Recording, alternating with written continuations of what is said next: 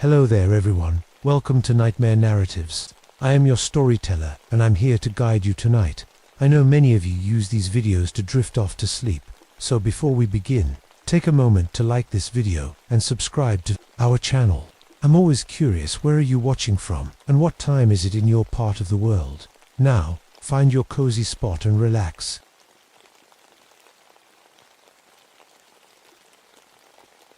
My name is Joseph Carpenter, and I've been a park ranger at Glacier National Park for 8 years now.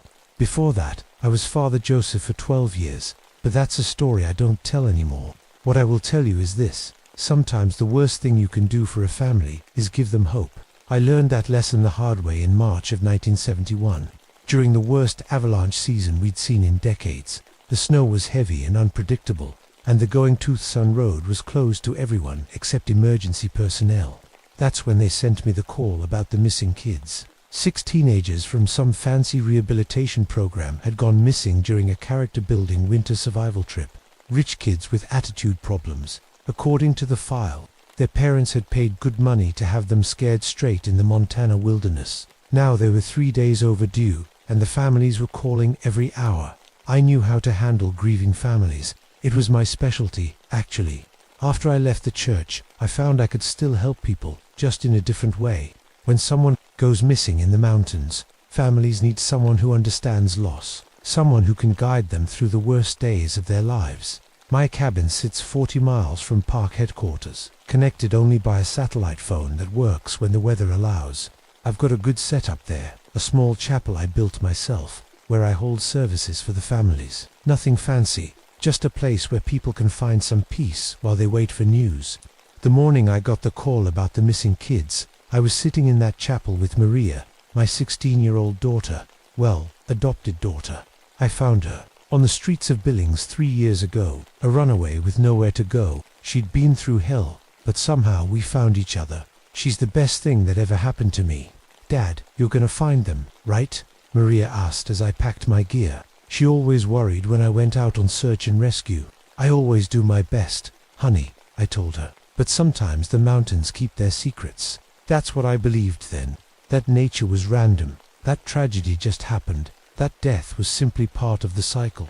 I thought my job was to help families accept that reality with grace. I loaded my pack with the usual gear: compass, maps, emergency supplies, camera to document any findings. The satellite phone went in the side pocket, fully charged. I'd been doing this for 8 years, and I knew the routine by heart. The Blackfeet have stories about these mountains, old legends about the sky judges, beings that weigh souls before death, deciding who deserves to live and who deserves to die. The elders would sometimes tell these stories around campfires, but I never paid much attention. I'd had enough of divine judgment when I was a priest. As I drove toward the search area, I thought about the families waiting for news. 6 sets of parents, probably gathered in hotel rooms in Kalispell, staring at their phones. They'd want updates every few hours. They'd ask me to tell them their children were okay, and I'd do what I always did: give them hope while preparing them for the worst. The snow was coming down hard when I reached the trailhead. The tracks from the rehabilitation group's vehicles were still visible, but barely. In a few more hours, the weather would erase them completely. I checked my compass. It pointed north, like always. I checked my phone. Full signal. Everything was normal. I should have known better. In 8 years of search and rescue, I'd learned that normal doesn't last long in the mountains. But I was thinking about those families, about Maria waiting at home, about how I'd explained to 6 sets of parents that their children might not be coming back. I thought I was prepared for whatever I might find out there. I was wrong. The hike to the group's last known location took me through some of the most beautiful country in Montana. Even in the dead of winter, with snow falling and the temperature dropping, Glacier National Park takes your breath away. The silence is perfect. No car engines, no city noise. Just the soft crunch of snow under your boots and the whisper of wind through the pines. I found their base camp around noon, nestled in a small valley about 3 miles from the trailhead.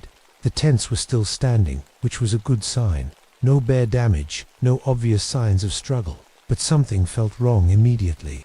The camp was too neat, too organized to when teenagers are living in the wilderness for a week. Their camp looks like a disaster zone.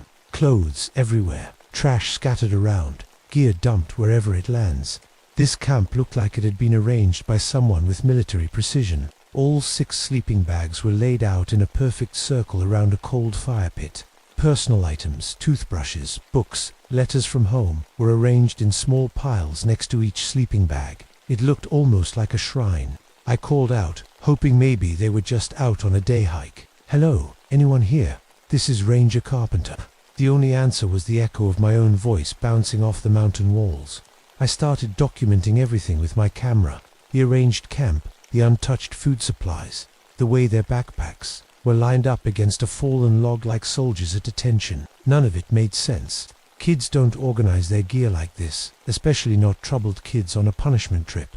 That's when I found the group leader's journal. Dr. Martin Voss, age 34, had been running wilderness rehabilitation programs for 5 years. According to his notes, the kids had been making good progress. Subjects responding well to isolation and environmental stress, he wrote, beginning to show signs of introspection and behavioral modification. But the final entry was different. The handwriting was shaky, rushed. Day 6, they came to us in the night. Tall figures, maybe 15 feet, casting shadows in the moonlight. The children knelt when they saw them. They knew. Somehow, they knew what was coming.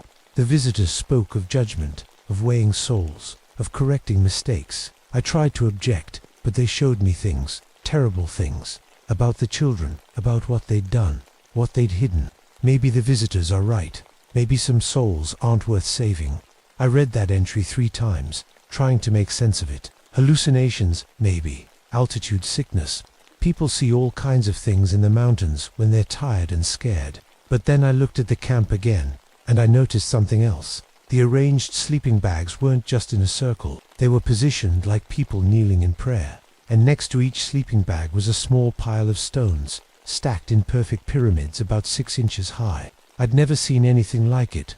I tried my satellite phone to call in a report. It connected immediately. Perfect signal, clearer than I'd ever heard it. But when dispatch answered, the voice was wrong. It was Sarah, the usual dispatcher, but she sounded different, distant. "Ranger Carpenter, good to hear from you," she said. "All families have been notified of safe return. No further action required." "Wait, what?" "Sarah, I haven't found them yet. The camp is abandoned. Negative. Ranger Carpenter. All subjects accounted for and returned to custody. Please return to base." The line went dead. I stared at the phone, confused. I'd been doing this job for 8 years, and dispatch had never made a mistake like that. And Sarah's voice, it was her, but not her, like someone doing a bad impression. I tried calling again, but this time I got a busy signal. Then nothing. The phone was dead, even though it showed full battery and full signal. That's when I heard the first scream. It came from somewhere up the mountain, maybe half a mile away. A human voice, young, terrified. One of the kids. Had to be. I grabbed my gear and started running in the direction of the sound, following what looked like a trail through the snow. The path was strange, too wide for human footprints, too narrow for animals, and the impressions in the snow were deep, like whatever made them was incredibly heavy. I followed the trail for about 20 minutes before I found the first body. It was Tommy Richardson, age 16, from Seattle. I recognized him from the missing person photos his parents had sent. He was kneeling in the snow, arms outstretched, head tilted back. His mouth was open in a silent scream, but his eyes were closed, and his face was peaceful, almost serene. But he was dead, frozen solid, probably for hours, and he was positioned perfectly, like someone had arranged him for a photograph. His hands were folded in prayer, his knees dug into the snow at exact right angles. No human being dies in that position naturally. I took pictures, trying to stay professional. But my hands were shaking, and not from the cold. This wasn't a normal death. This wasn't even a normal murder. This was something else entirely. That's when I heard the voice behind me. He was judged worthy. I spun around, and there was nothing there. Just trees and snow and the endless silence of the mountains. But I'd heard it clearly. A voice like wind through stone, ancient and patient. "Who's there?" I called out. No answer. But I felt something watching me. Something huge and old and completely alien. The feeling was so strong I could barely breathe. I checked my compass to get my bearings, and that's when I saw the second impossible thing. The needle was pointing directly at my cabin, 40 miles away. Not north, not magnetic north, straight at my home, where Maria was waiting for me. That's when I knew I was in serious trouble. I tried to run. That's the first thing you need to understand. I'm not a hero. When I saw that compass needle pointing at my cabin instead of north, when I realized something was playing games with me, my first instinct was to get the hell out of there. But I couldn't move. Not physically. My legs worked fine. But every time I tried to walk away from Tommy's body, I found myself walking in circles, ending up right back where I started. The mountains had become a maze, and I was trapped in the center. So I did the only thing I could do. I followed the trail deeper into the wilderness. The path in the snow was getting clearer now.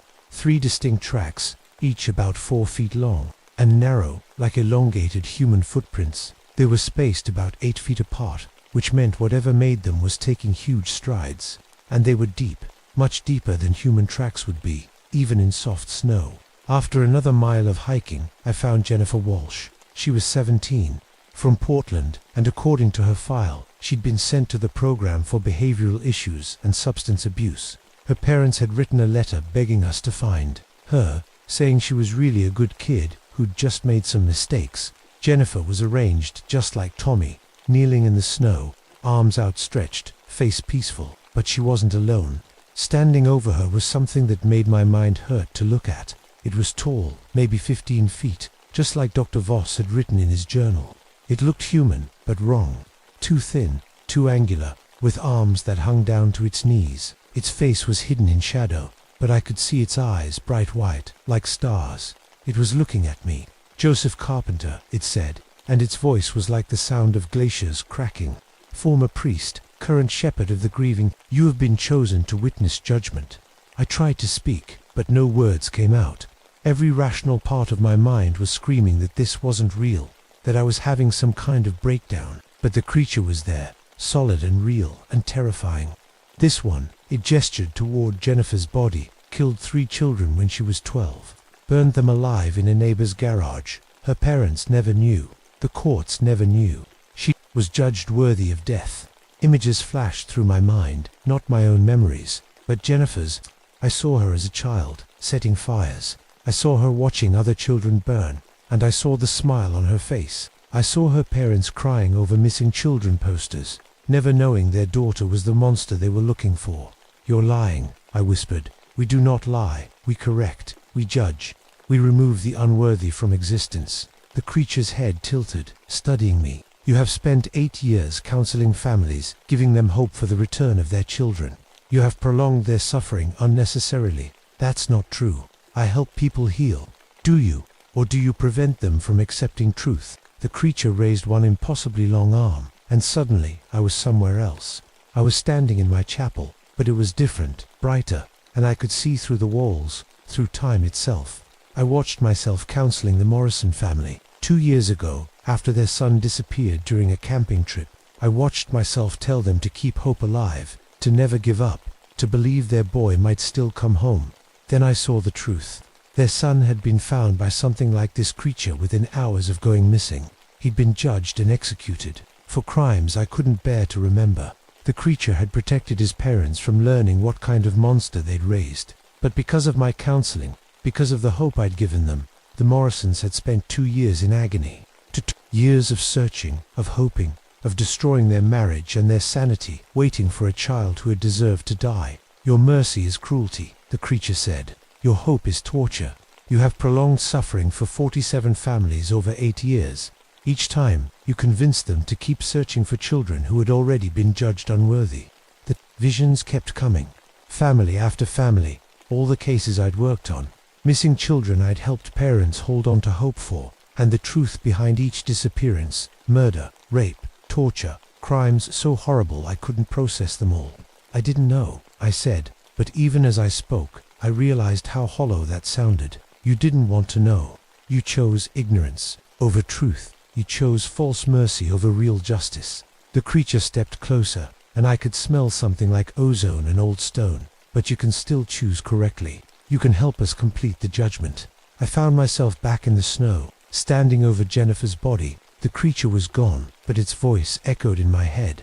Find the others, witness their judgment, learn the truth about your mercy. I wanted to refuse. I wanted to run back to my cabin, grab Maria, and never come back to these mountains. But I couldn't move except forward, following the trail deeper into the wilderness. The next body was Marcus Chen, age 15. He was positioned the same way as the others, but his face was different. Not peaceful, terrified. His mouth was open in a silent scream, and his eyes were wide with horror. As I knelt beside him, taking pictures I knew no one would ever believe, I heard footsteps in the snow behind me. But when I turned around, there was nothing there. Just more of those impossible tracks, leading deeper into the mountains. And somewhere in the distance, I could hear my satellite phone ringing, even though I'd left it back at the base camp, even though it was dead. When I checked my compass again, the needle was spinning wildly, pointing in all directions at once. North, south, east, west, everywhere except where I needed to go. Home, back to Maria, back to my normal life, where monsters were just stories and judgment was just a word. But I knew now that normal was over. Had been over for a long time. Maybe since the day I'd first put on a ranger uniform and started telling grieving families that hope was a good thing. The truth was much simpler and much more terrible. Hope was the cruelest lie of all. I found the last 3 bodies arranged in a triangle around a clearing I'd never seen before. Though I'd hiked these mountains for 8 years, the trees were wrong, too tall, too straight, growing in perfect spirals toward a sky that seemed too dark for afternoon. But it wasn't the bodies that made me stop breathing. It was Maria. She was standing in the center of the triangle, very much alive, very much not the girl I'd left at home that morning. She looked exactly the same dark hair, same brown eyes, same gentle smile. But when she looked at me, I saw something ancient and patient staring back. "Hello, Dad," she said, and her voice was like wind through empty spaces. "Maria, how did you get here? How did you find me?" She smiled, and for just a moment, she looked like my daughter again. The runaway I'd found on the streets of Billings, the scared, broken girl who'd become the center of my world. "I never left," she said. "The real Maria died 3 years ago, the night you found her. Froze to death in an alley behind a diner. You were too late." The words hit me like a physical blow. "That's not true. I saved you. I brought you home."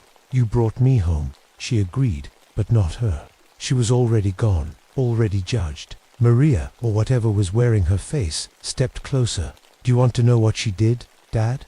What the real Maria did before she ran away?" I didn't want to know, but the images came anyway, flooding my mind like poison. I saw a house, in Billings, a family with 3 young children. I saw Maria, age 13, babysitting while the parents went out for dinner.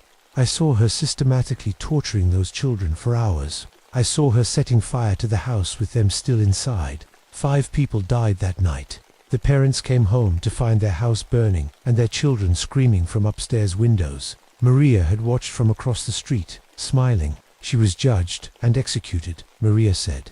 "But you needed a daughter. You needed someone to save, to justify leaving the priesthood. So we gave you one, a replacement, a correction. You're lying." But even as I said it, I knew it was true. I'd always wondered how a girl who'd been through so much trauma could be so well adjusted, how she'd recovered so quickly from whatever had driven her to the streets. "We've been watching you for years, Joseph, watching you counsel families, helping them cling to hope for children who deserve to die. You've been our unwitting partner in mercy." Behind me, I heard movement. The 3 remaining bodies were standing up, brushing snow from their clothes. Tommy Richardson, Jennifer Walsh, Marcus Chen, all very much alive, all smiling the same patient smile as Maria. "We are the Watchers," Maria said. "The judges, the correctors of mercy. And you, Joseph Carpenter, have been our greatest asset." I backed away from them, but there was nowhere to go. The clearing was surrounded by trees that seemed to stretch up forever, and the sky above was dark as midnight. Every family you counseled, every parent you convinced to keep searching, every funeral you didn't hold, it all served our purpose. You helped us identify the worthy dead. You helped their families accept our judgment without knowing it. "But some families healed," I said desperately. "Some children came home." "Yes," Maria nodded. "The innocent ones, the ones who deserved to live. We returned them safely. But the others," she gestured to the bodies around us. "The others were judged." I thought about all the families I'd counseled over the years, all the children who'd come home safe, and all the ones who'd never been found. and I realized she was right. The ones who'd returned were always the good kids, the ones who'd gotten lost by accident, who'd made innocent mistakes. The ones who never came home were different. There had always been something in their files, something that made me uncomfortable. Reports of violence, of cruelty, of behavior that parents couldn't explain. You see it now, Maria said. You've always seen it. That's why we chose you. Former priest, current shepherd. You know how to recognize the stain of sin. The creature I'd seen earlier materialized beside her. Tall, angular, terrifying. But now I could see it clearly, and it wasn't a monster. It was beautiful in a way that hurt to look at. Ancient and pure and absolutely without mercy. The choice is yours, Joseph, it said. Acknowledge the truth about your mercy, or continue the lie. But know this, every family you counsel from now on, every hope you give them, every day you delay their acceptance of loss, it all prolongs their suffering. I looked at Maria, at the thing wearing my daughter's face, and I knew what I had to do. I'm sorry, I whispered. Then I pulled out my emergency flare gun and shot her in the chest. She looked down at the burning flare embedded in her ribcage, then back at me with something like pride. Now you understand judgment, she said, and fell to her knees. The other bodies collapsed back into the snow, truly dead this time. The tall creature nodded once, then faded away like smoke, and I was alone in the clearing with my daughter's body, knowing that I'd just killed the only person I'd ever loved completely, even if she'd never been real. I hiked back to my cabin through a blizzard that came out of nowhere. The storm erased the trail, the clearing, the bodies, everything except the memories burning in my head like acid. By the time I reached home, the official story was already in place. Maria had been caught in an avalanche while hiking alone, against my specific instructions. Her body was never recovered. The rehabilitation group had died of exposure and equipment failure. Dr. Voss had suffered a breakdown and written fantasy. Stories in his journal. No one questioned it. No one investigated. The families mourned their children and moved on, probably faster than they would have if I'd been there to counsel them. But I knew the truth now. I could see it in people's eyes when I looked at them. A kind of shadow that clung to certain people, marking them as unworthy. Children who pulled wings off butterflies. Adults who smiled too wide when they heard about accidents. People who had done things, or would do things, that stained their souls beyond redemption. I kept working as a ranger, kept counseling families of missing persons, but now I knew which families deserved my help and which ones deserved the truth. Some children should come home. Others should stay lost in the mountains forever. The Watchers still visit me sometimes. I see them in the trees around my cabin, tall shadows that nod approvingly when I give the right kind of counsel, when I help a family accept that their child is gone. That searching is pointless, that some losses are actually corrections. My priest collar still hangs in my closet, next to my ranger uniform. Sometimes, late at night, I can hear it whispering. Names of the judged, names of the worthy dead, a litany of corrected mercy that goes on and on. I've learned to listen.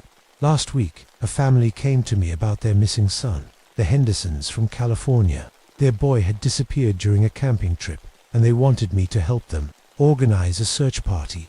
I looked at them across my desk, at the mother's desperate eyes, the father's clenched fists, the photo of their son they pushed toward me, a normal-looking kid, maybe 10 years old, with freckles and a gap-toothed smile. But I could see the shadow around him in the photograph, the mark of the unworthy. I'm sorry, I told them, but some children aren't meant to be found. They left angry, probably to organize their own search. But they'll never find him. The Watchers are very thorough in their judgment, and slowly, gradually, the Hendersons will heal. They'll stop hoping. They'll accept their loss and move on to build a better life without the monster they'd raised. That's real mercy. That's real justice. I understand that now. My name is Joseph Carpenter, and I've been a park ranger at Glacier National Park for 8 years. I help families find closure after their children go missing in the wilderness. I'm very good at my job, but sometimes, late at night, I still miss Maria, the fake daughter who never existed, who was made from my need to save someone who couldn't be saved. I miss her more than I ever missed God, and that, I think, is the cruelest judgment of all.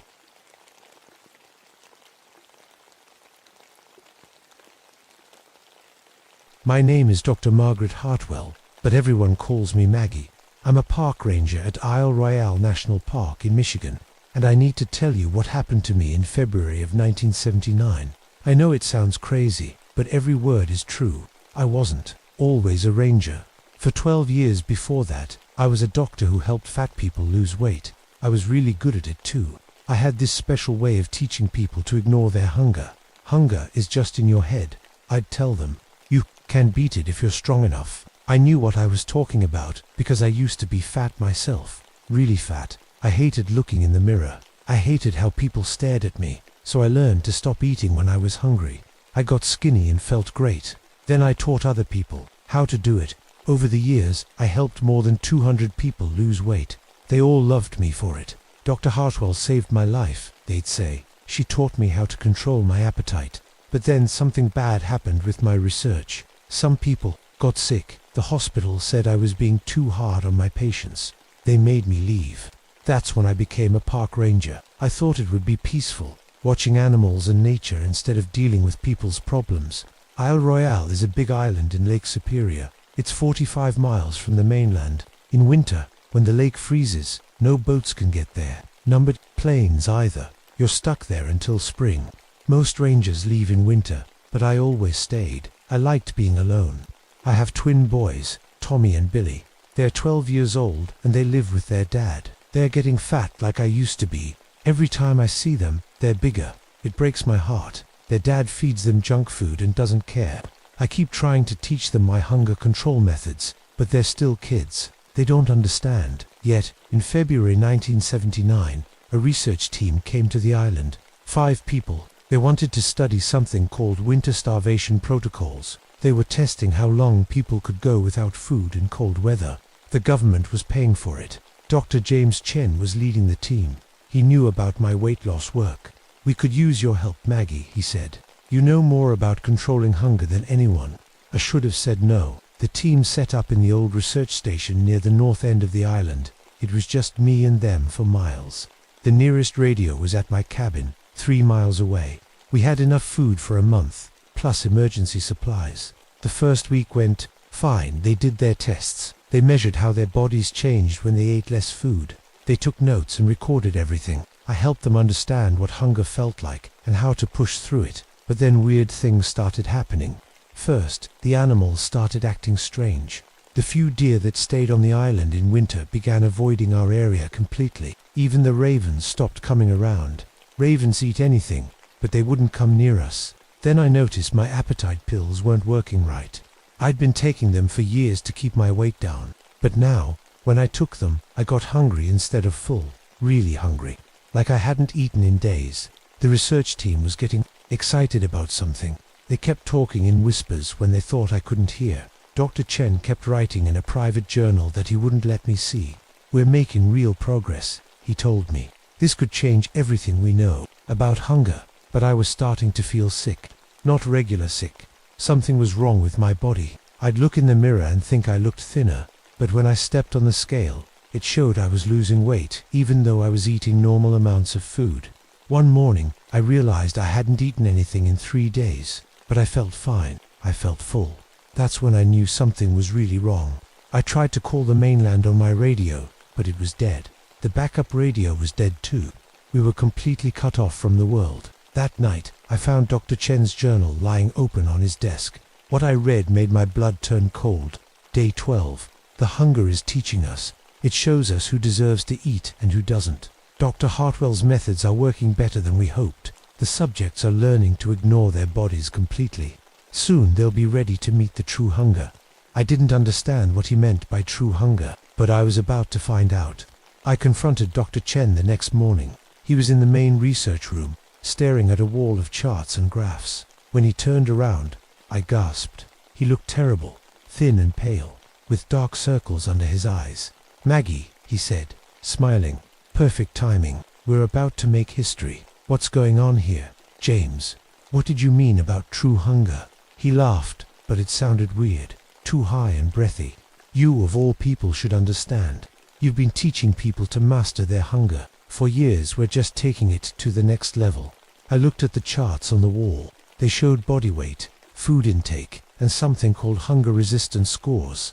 The numbers made no sense. According to the chart, everyone on the team had been eating almost nothing for days, but they were all recording high energy levels and no hunger. James, this is dangerous. People can't survive without food, can't they? He picked up a thick folder from his desk. These are reports from your former patients, Maggie, the successful ones. Look at their follow-up visits. I opened the folder with shaking hands. Inside were medical records from people I'd helped lose weight. But these weren't the success stories I remembered. These people were dying. Martha Collins, 45 years old, lost 80 pounds in my program. Follow-up, visit 6 months later. Patient appears malnourished. Insists she feels full all the time. Weight continues to drop. Refuses to eat more than 200 calories per day. David Park, 28 years old, lost 60 pounds in my program. Follow-up visit 1 year later. Patient hospitalized for malnutrition. Claims he never feels hungry. Family reports he hasn't eaten a full meal in months. Page after page of the same thing. People I thought I'd helped were starving themselves to death. This isn't right, I whispered. They were healthy when they left my program, were they? Dr. Chun's eyes gleamed. Or did you just teach them to ignore the signals their bodies were sending? Did you teach them that hunger was weakness? I felt sick. No, I helped them. I taught them self-control. You taught them to starve themselves, he said. And someone noticed. What do you mean? Dr. Chen walked to the window and pointed outside. Look. I looked out at the snowy forest. At first I didn't see anything unusual. Then I noticed the trees. They were wrong somehow. Too thin. The branches looked like bones reaching up toward the gray sky. It's been watching you for years, Maggie. Watching you train people to ignore their hunger. You've been feeding it without even knowing. Feeding what? That's when I heard the scream. It came from the back of the research station, high and desperate. I ran toward the sound with Dr. Chen right behind me. We found Dr. Sarah Kim in the storage room, backing away from something in the corner. It's not real, she kept saying. It's not real. It's not real. But it was real. In the corner of the room was Dr. Mike Torres, one of the research team members, or what was left of him. He was sitting against the wall, and he was so thin I could see his bones through his skin. His eyes were wide open, staring at nothing. His mouth was open too, like he was screaming, but no sound came out, and he was eating something. It took me a moment to realize what it was. In his hands was a piece of raw meat, but not animal meat. The shape was wrong. It looked like I threw up right there on the floor. He's been like this for hours, Dr. Kim whispered. He won't stop eating. He won't stop. Dr. Chen walked over to Mike and knelt down beside him. Mike, can you hear me? Mike's head turned slowly toward us. His face was gaunt and hollow, but his eyes were bright with hunger. When he smiled, his teeth were stained red. I'm not hungry anymore, he whispered. I'm finally not hungry. That's when I saw the fingers. They were scattered around Mike like broken toys. Human fingers. And I realized with growing horror that Mike's left hand was missing 3 fingers. He'd been eating himself. We need to get out of here, I said. We need to get help. Dr. Chen stood up and dusted off his knees. There's no help coming, Maggie. The lake is frozen. The radios are dead. We're alone with it. With what? The thing you've been feeding all these years. The thing that's been waiting for you to come here. I grabbed Dr. Kim's arm. Sarah, we need to leave. Now. But she was staring at Mike with a strange look in her eyes. He looked so peaceful, she said, so satisfied. That's when I heard it. A sound like wind through trees, but there was no wind. A sound like whispers, but I couldn't make out the words. It seemed to come from everywhere and nowhere at once. And I realized I was getting hungry. Really hungry. Hungrier than I'd ever been in my life. But Mike was right. There was something peaceful about it. Something that made me want to stop fighting and just give in. I forced myself to back away from Mike and the scattered fingers. We're leaving. Now. I grabbed Dr. Kim and dragged her toward the door. Dr. Chen followed, but he was moving slowly, like he was in a dream. As we left the storage room, I heard Mike laugh. It was a sound like breaking glass. You can't leave, he called after us. It's hungry, and it knows you're the one who taught us how to starve. I ran for my cabin as fast as I could, through the snow. Behind me, I could hear that whispering sound getting louder, and I could swear I heard my name being called, but not by anyone human. I made it back to my cabin just as the sun was setting. The radio was still dead. I tried the emergency phone line, but it was dead too. We were completely cut off. Dr. Kim collapsed in a chair by my fireplace. She was shaking and muttering to herself. He was eating his own fingers. That's not possible. People don't do that. But I knew it was possible. I'd seen people do crazy things when they were starving. I just never thought I'd caused it. Dr. Chen sat down across from me. He looked tired, but also excited. Like he'd discovered something amazing. Tell me what's happening, I said. What is this thing you keep talking about? He pulled out his journal and flipped through the pages. The Ojibwe people who lived here called it Wendigo. It's a creature that feeds on human hunger. But not just any hunger. It needs people who have forgotten how to feel hungry properly. That's impossible, is it? Think about your patients, Maggie. You taught them to ignore their hunger signals. You taught them that feeling hungry was weakness. You conditioned them to starve themselves while thinking they were healthy. I wanted to argue, but I remembered the medical records he'd shown me. All those people dying of malnutrition while insisting they felt fine. The Wendigo has been waiting for someone like you, Dr. Chen continued. Someone who could train people to ignore their own survival instincts. You've been preparing victims for it your whole career. No, I said. I helped people. I saved lives. Did you? He showed me another page in his journal. It was a list of names. My former patients. Next to each name was a date. These are the death dates. Maggie, 80% of your success stories died within 5 years of leaving your program, all from complications related to malnutrition. The room started spinning. I thought about Martha Collins, who'd been so proud of her weight loss. David Park, who'd sent me thank you cards for months after leaving my program. All dead because of me. I didn't know. I whispered. The Wendigo knew, Dr. Chen said. It's been watching you for years, and now it wants to complete your work. What do you mean? That's when I heard the screaming again. This time it was coming from outside. I looked out the window and saw Dr. Lisa Wong, another member of the research team, running through the snow toward my cabin. She was naked and covered in blood, but she was running fast, too fast, like something was chasing her. I opened the door, and she collapsed at my feet. It's in the trees, she gasped. It's in the trees, and it's so hungry. I pulled her inside and wrapped a blanket around her. She was thin, way too thin. When had she gotten so skinny? Lisa, what happened? Where's Dr. Martin? She looked up at me with wild eyes. He's feeding it. He's feeding it pieces of himself and laughing. He says it tastes like chicken. Dr. Kim started crying. This isn't real. None of this is real. But it was real. Through the window, I could see something moving between the trees. Something tall and thin and wrong. It looked like a person, but stretched out like taffy. And it was getting closer. We need to barricade the door, I said. Dr. Chen shook his head. It won't help. It doesn't want to hurt us. It wants to complete us. What don't you see? You've been training people to ignore hunger their whole lives. The Wendigo wants to show you what real hunger control looks like. It wants to make you perfect. The thing in the trees was getting closer. I could see its face now. It looked like me, but starved down to nothing but skin and bones. Its eyes were black holes, and its mouth was stretched wide in a permanent smile. It's beautiful, Dr. Wong whispered. Look how thin it is. Look how perfect. I realized that all of them were staring out the window with the same look, like they were seeing something wonderful instead of terrifying. Maggie, the thing outside called. Its voice sounded like wind through dead leaves. Maggie, come out. I want to show you something. Dr. Chen stood up and walked toward the door. We should go. It's rude to keep it waiting. I grabbed his arm. James, don't. That thing will kill you. He smiled at me. No, it won't. It's going to make me perfect. No more hunger. No more wanting. Just peace. He opened the door and walked outside. The thing that looked like me wrapped its arms around him like it was hugging an old friend. Then it opened its mouth wider than any mouth should open, and Dr. Chen walked right into it. He didn't scream. He didn't fight. He just disappeared. Dr. Wong and Dr. Kim were moving toward the door now too. Wait, I called. Don't go out there. But they weren't listening. They walked outside like they were in a trance.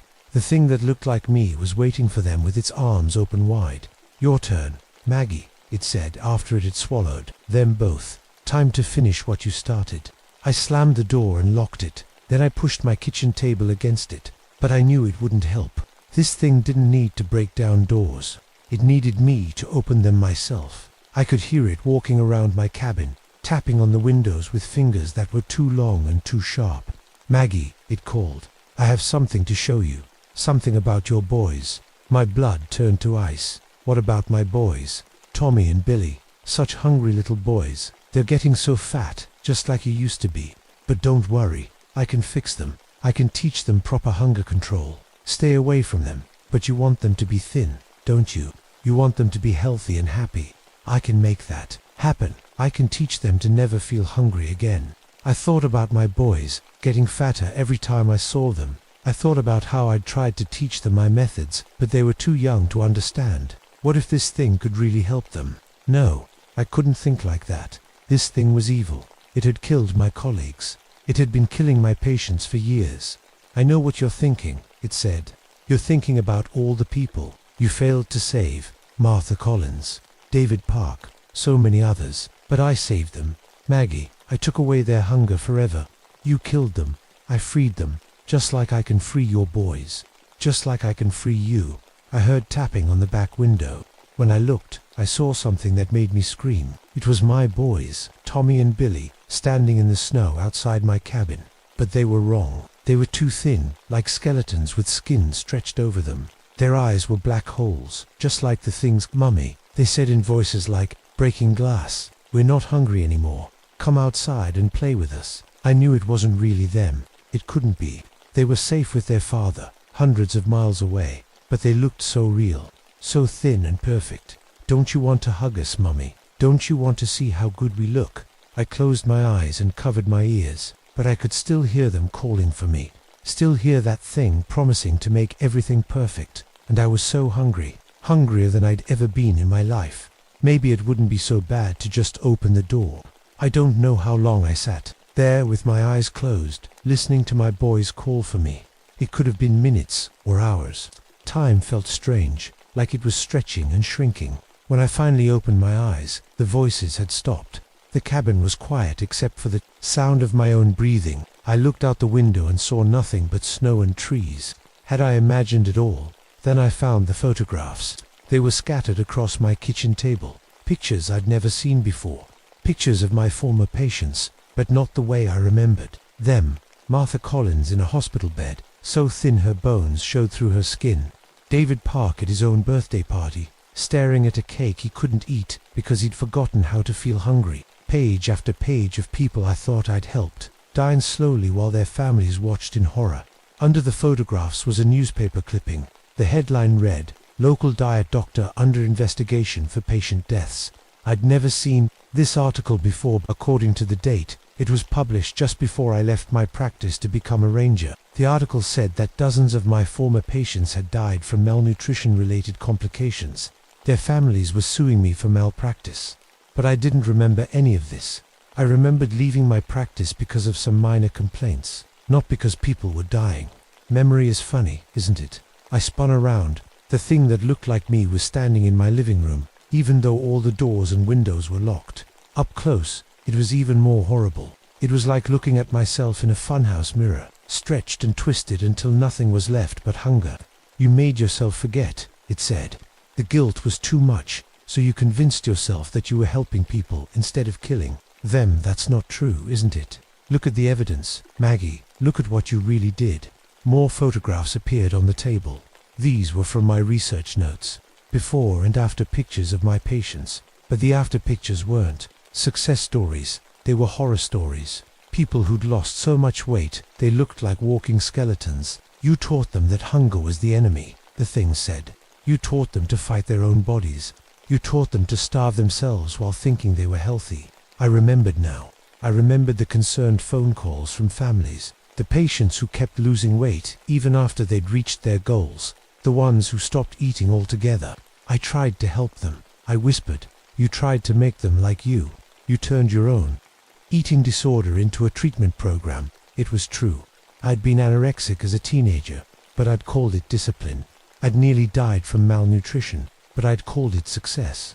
And then I'd taught other people to do the same thing. "The beautiful thing," the creature said, "is that you did it all for me. Every patient you conditioned to ignore their hunger became my food. You've been feeding me for years without even knowing it. I didn't mean to, of course you didn't. But intention doesn't matter. Results do. And the results are beautiful." The thing moved closer to me. I could smell it now. It smelled like winter and starvation and death. Your boys are getting fat, it said, just like you used to be. Wouldn't it be nice if they could learn proper hunger control? Stay away from them, but I can help them. I can teach them to never feel hungry again, just like I taught all your patients. It showed me another photograph. This one was recent. Tommy and Billy at their father's house, eating ice cream and laughing. They were chubby and happy and alive. They could be so much better, the thing said. So much thinner, so much more perfect. No, yes, and you're going to help me teach them. That's when I understood. This thing hadn't just been feeding on my patients, it had been controlling me, making me forget the deaths, the lawsuits, the guilt. It had been using me as bait to lure people into starvation, and now it wanted to use me to get to my boys. I won't let you hurt them. You don't have a choice. You belong to me now. You've always belonged to me. The thing reached out with one long skeletal finger and touched my face. The moment it made contact, I felt the hunger hit me like a physical blow, not just regular hunger. This was deeper. This was the hunger for everything I'd ever denied myself. Food, love, happiness, peace. You've been starving yourself your whole life, it whispered. Fighting your own body, hating your own needs. I can take all that pain away. It would be so easy, so peaceful. No more guilt about the patients who died.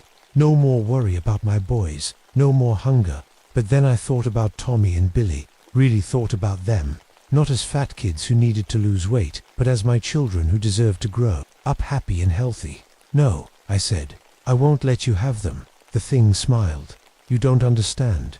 I already have them. I've had them since the day you first put them on a diet. My heart stopped. I remembered now. The last time I'd visited my boys, I'd given them some of my appetite suppressant pills, just to help them get started. I'd told their father, just to teach them some self-control. They're not hungry anymore, Maggie. They haven't eaten in 3 days. Their father thinks they're just being picky eaters. I saw the truth in its black eyes. My boys were dying. Right now, hundreds of miles away, they were starving themselves to death because of pills I'd given them. Change them back. I said, let them go. I can't. The hunger is too strong now. But I can make it quick. I can take away their pain. What do you want? You know what I want. I want you to come with me. I want you to stop fighting your own hunger. I want you to be perfect. I looked at the photographs scattered across my table. All those people I'd killed with my help. All those families destroyed by my need to make everyone thin like me. If I come with you, you'll leave my boys alone. I'll take away their hunger forever. They'll never feel pain again. It wasn't really a choice. I could die and maybe save my boys, or I could refuse and watch them starve to death. Okay, I said. I'll come with you. The thing smiled wider than any mouth should smile. I knew you'd understand. You've always understood hunger better than anyone. It reached out its arms to embrace me, and I walked toward it. As its skeletal fingers wrapped around me, I felt the last of my hunger disappear. I felt peace settling over me like a warm blanket. But just before its mouth opened to swallow me, I did something I'd never done before in my life. I bit it, not with my teeth, with my hunger, with all the appetite I'd suppressed for years, with all the meals I'd skipped, all the cravings I'd denied, all the human needs I'd called weakness.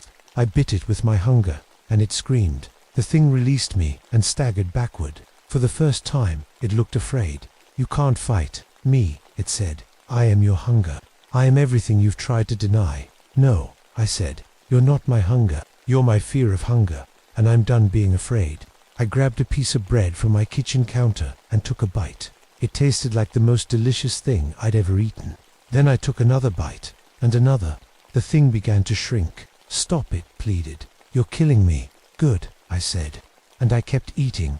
With every bite, the creature got smaller and weaker. With every swallow, I felt my real hunger returning. Not the twisted, guilty hunger it had been feeding me, but normal, healthy hunger, the kind that keeps you alive. You can't destroy me, it whispered as it faded. I'll always be part of you. Maybe, I said, but I'm not afraid of you anymore. The thing disappeared with a sound like wind through empty trees. I was alone in my cabin again, but I wasn't really alone. I could feel my boys, hundreds of miles away. I could feel their hunger returning. They were going to be okay. I picked up my radio and tried it one more time. This time it crackled to life. Coast Guard, this is Isle Royale Ranger Station. I need immediate evacuation. Medical emergency. They found me 3 days later when the rescue helicopter arrived. I was sitting at my kitchen table, eating. I'd been eating steadily for 3 days straight, and I felt more alive than I had in years. The rescue team was confused by what they found. 4 members of the research team were missing, presumed dead. I was the only survivor. The official report blamed equipment failure and starvation conditions, but I knew the truth. Dr. Chen, Dr. Kim, Dr. Wong, and Dr. Martin were never found. The search teams said they must have fallen through the ice or been killed by wild animals. But I knew the Wendigo had taken them. They'd given up their hunger willingly, and it had consumed them. I spent 2 weeks in the hospital. The doctors were amazed by my condition. I was severely malnourished, but I was eating normally for the first time in years. They called it a miracle recovery. My boys were okay. When I called their father, he said they'd been acting strange for a few days, refusing to eat, saying they weren't hungry. But then suddenly they were back to normal, eating everything in sight and asking for seconds. Must have been a stomach bug, he said, but I knew better. I never went back to Isle Royale. I couldn't. I transferred to a different park, far from any frozen lakes or hungry winters. I still work as a ranger, but I'm different now. I can see things other people can't see. I can look at someone and know if they're really hungry or just pretending not to be. I can tell who's eating enough and who's starving themselves. I can see the hunger aura around people, a faint glow that shows how well they're feeding their bodies. Most people have a healthy glow. They eat when they're hungry and stop when they're full. But some people have a dim, flickering light. These are the ones who are fighting their own hunger, denying their bodies what they need. And sometimes, very rarely, I see someone with no glow at all, just darkness where the hunger should be. These people scare me more than anything, because I know what they are. They're the ones the Wendigo is still feeding on.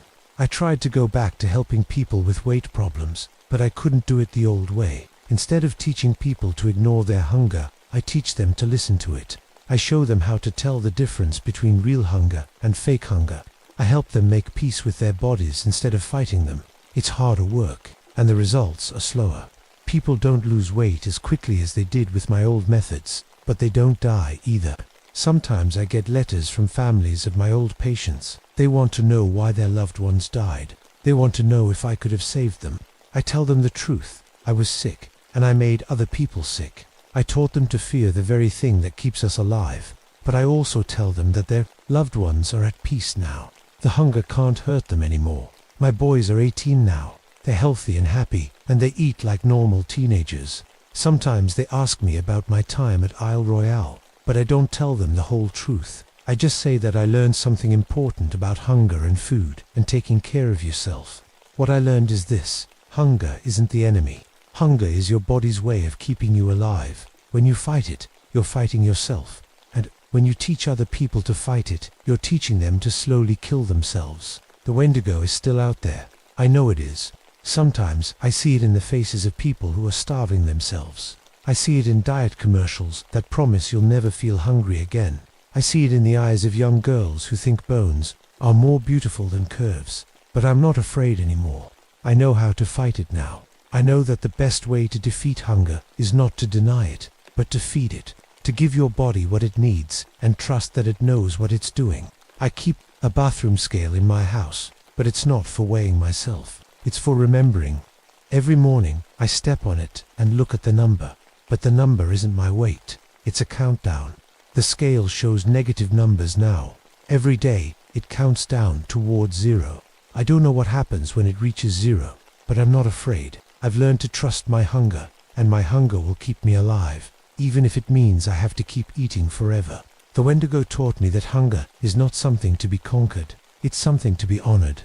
It's the voice of your body telling you that you deserve to live, that you deserve to be fed, that you deserve to take up space in this world. And I'm finally listening.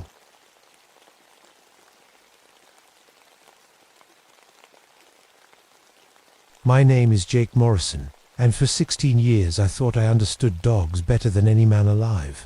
That was before December 1981, before Denali, before I learned the truth about what I'd been training all along.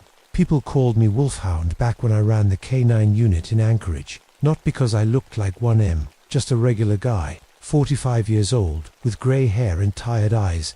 But because I could read dogs like most people read books, every twitch of an ear, every shift of weight, every whine had meaning. Or so I thought. When I retired from the force, becoming a ranger at Denali felt natural. The park needed someone who could handle search and rescue in the winter months. When the snow gets so deep you need dogs to find anybody. That's where I met Kodiak. He was just a puppy then, all paws and floppy ears. But something in his eyes told me he was special. Smart didn't even cover it. After 8 years together, we'd saved 23 lives.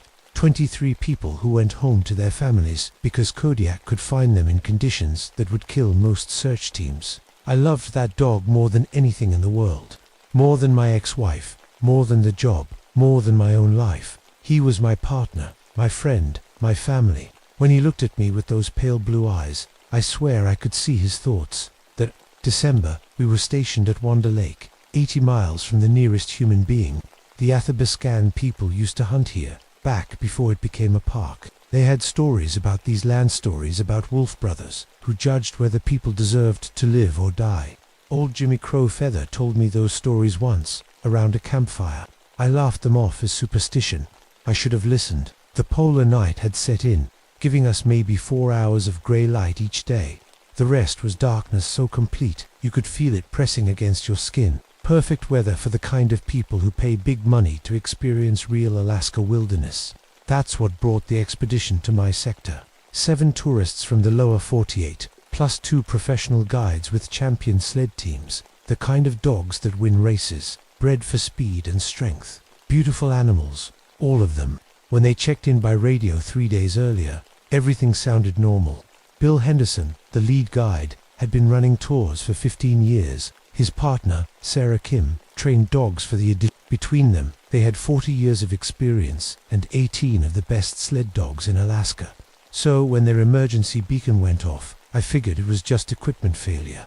Maybe someone broke a leg or got altitude sickness. Kodiak and I loaded up the rescue sled and headed out into the night. The temperature was 30 below, cold enough to freeze your breath before it left your mouth. But Kodiak pulled strong and steady, his paws finding purchase on ice that looked smooth as glass to me. Every few minutes he'd stop and test the air, his black nose twitching. "What is it, boy?" I'd whisper. But he'd just look back at me with those pale eyes and keep going. We reached their camp just after midnight. The tents were still up, the sleds arranged in a neat line. But something felt wrong the moment we crested the ridge. Kodiak stopped dead, his hackles rising like a punk rocker's mohawk. A low growl rumbled in his chest, not his usual warning bark, but something deeper, primitive. That's when I saw the dogs. All 18 of them sat in perfect formation round the camp, like soldiers at attention. Their breath made clouds in the freezing air, but they didn't move, didn't whine, didn't even look at us. They just sat there, watching something I couldn't see. "Hello," I called out. "Bill, Sarah, anyone hurt?" Silence. I set the snow anchor and walked toward the nearest tent. Kodiak pressed against my leg. His whole body was trembling, but not from cold, from fear. The first tent was empty, sleeping bags still warm, coffee pot half full by a dead fire, like everyone had just stepped out for a minute. But the dogs hadn't moved. They kept sitting there, perfectly still, perfectly quiet. That's when I found the first body. Bill Henderson lay behind his sled like he was taking a nap. His face was peaceful, eyes closed, hands folded across his chest. If not for the dark stain in the snow around his throat, I might have thought he was sleeping, but his throat was gone, torn out, clean, like a wolf had done it, like something wild had killed him and then arranged his body with care. "Jesus," I whispered, pulling out my radio. But when I tried to call for backup, all I got was static. Kodiak whined and pressed harder against my leg. When I looked down, his eyes were fixed on the circle of sled dogs. They still hadn't moved. 18 dogs, sitting like statues in the snow, their breath the only sign they were alive. I'd seen dog attacks before, dogs that turned on their owners, who usually ran off afterward, scared and confused. They didn't sit in formation like an honor guard. I found the second body near the supply tent. Sarah Kim, positioned the same way as Bill Peaceful, hands folded, throat destroyed. But something else was wrong. The dogs' harnesses were still on them, but they weren't attached to the sleds anymore. Instead, The leather straps were arranged in patterns I didn't recognize, military-looking formations that made no sense. "Easy, boy," I murmured to Kodiak, but he was shaking harder now. I started checking the other tents, looking for survivors. The tourists were gone, all 5 of them, but their gear was still there.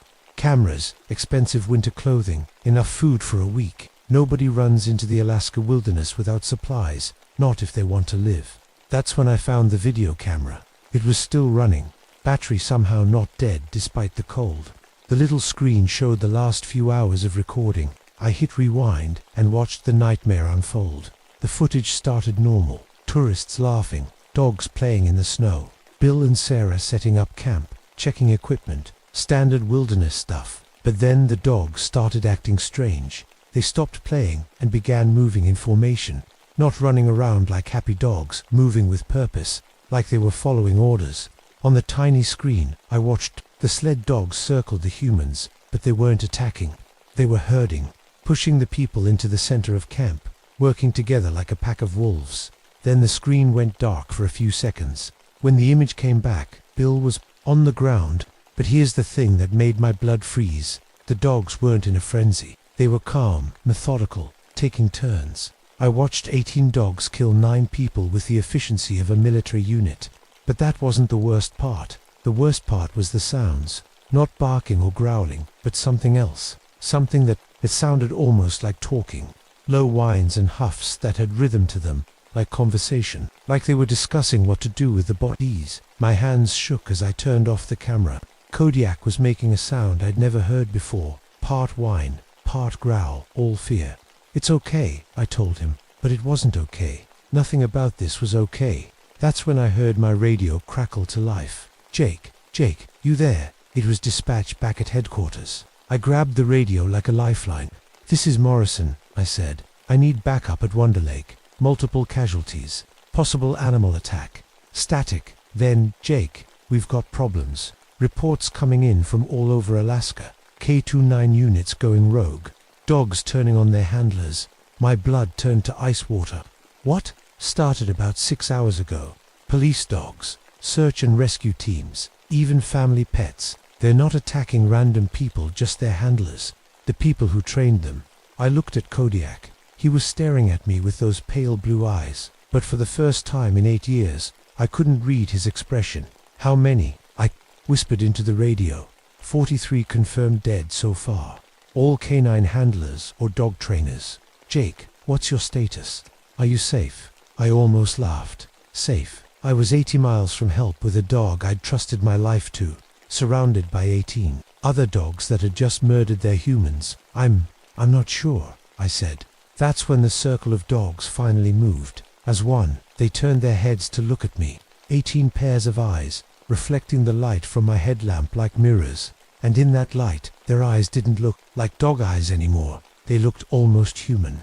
Kodiak pressed against my leg one more time, then slowly walked away from me. He took his place in the circle with the others, sitting perfectly still, perfectly quiet, waiting. The temperature dropped another 10 degrees, while I stood there, trying to understand what I was seeing. My breath came in short puffs that froze, before they hit the ground. But the cold wasn't what made me shiver. It was the way Kodiak looked at me, like he was studying me, like he was making a decision. "Kodiak," I called softly. "Come here." "Boy." He didn't move. None of them did. 19 dogs now, sitting in perfect formation, their eyes reflecting my headlamp like stars. I backed toward my rescue sled, keeping the light on them. My hands fumbled for the flare gun in my emergency kit. Dogs were afraid of fire, right? Even whatever these things were, they had to be afraid of something. But as I reached for the flare gun, one of the expedition dogs, a big Malamute with grey markings, up, not like a normal dog getting to its feet, but smoothly, like a person standing from a chair.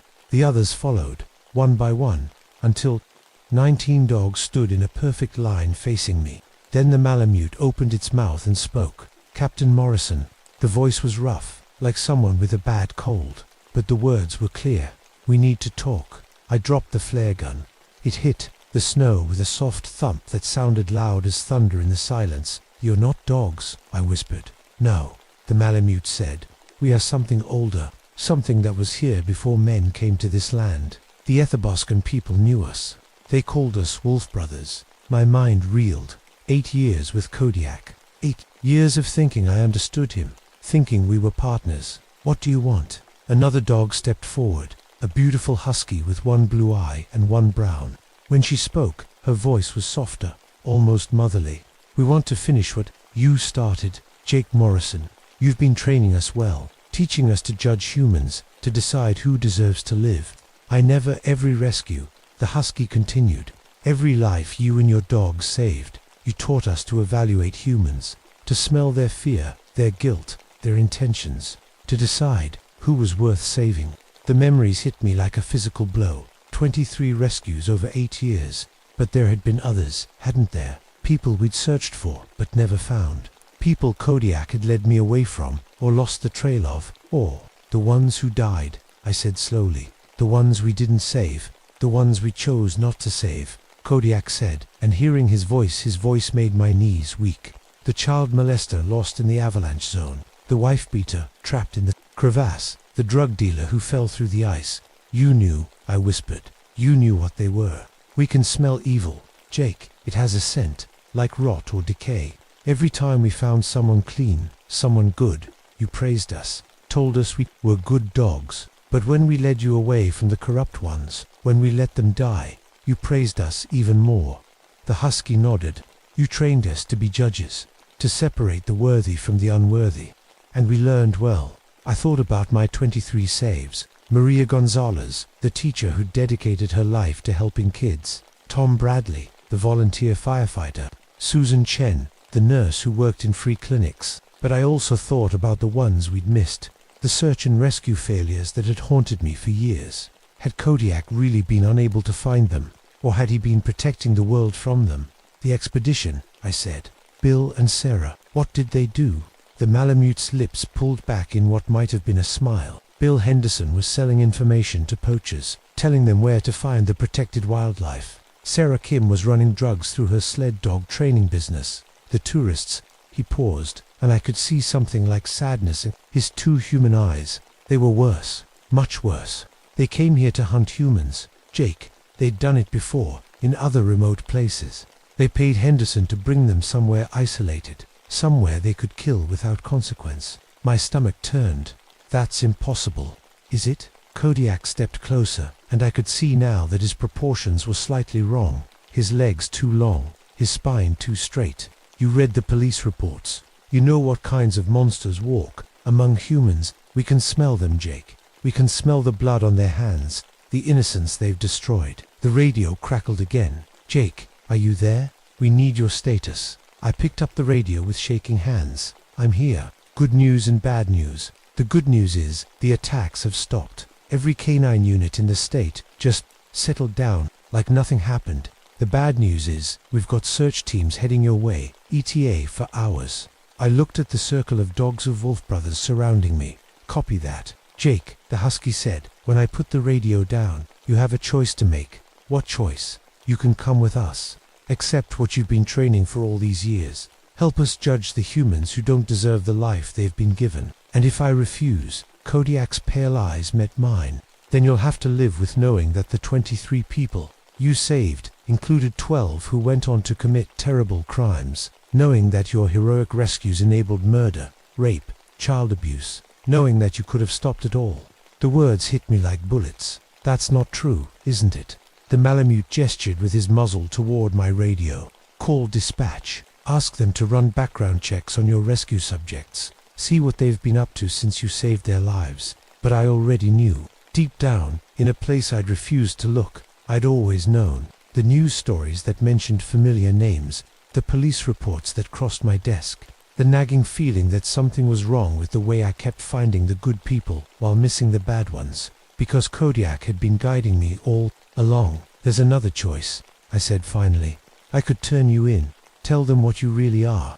The dogs exchanged glances, actual glances, full of meaning and intelligence.